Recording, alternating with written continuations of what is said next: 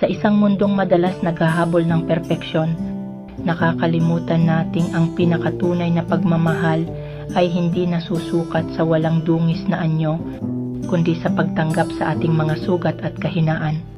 Sa likod ng bawat ngiti, sa likod ng bawat tapang, naroon ang isang taong nasaktan, ngunit nananatiling totoo.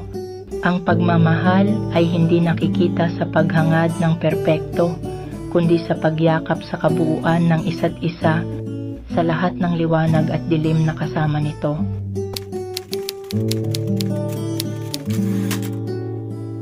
Sa bawat paghinga ng hangin, sa bawat tibok ng puso, ako'y tao, hindi perpekto.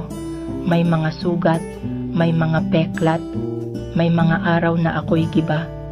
Sa harap ng salamin, hindi laging maganda ang tanawin.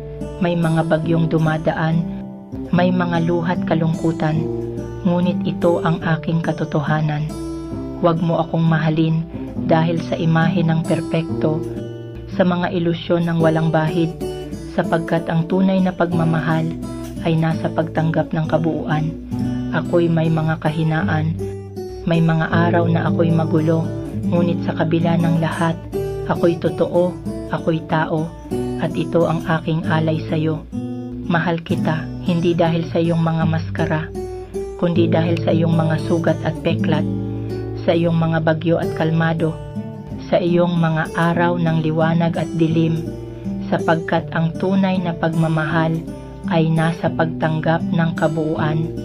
Kaya't sa bawat paghinga ng hangin, sa bawat tibok ng puso, mahal kita, hindi dahil sa perpekto, kundi dahil sa iyong katotohanan, sa iyong pagiging tao tulad ko.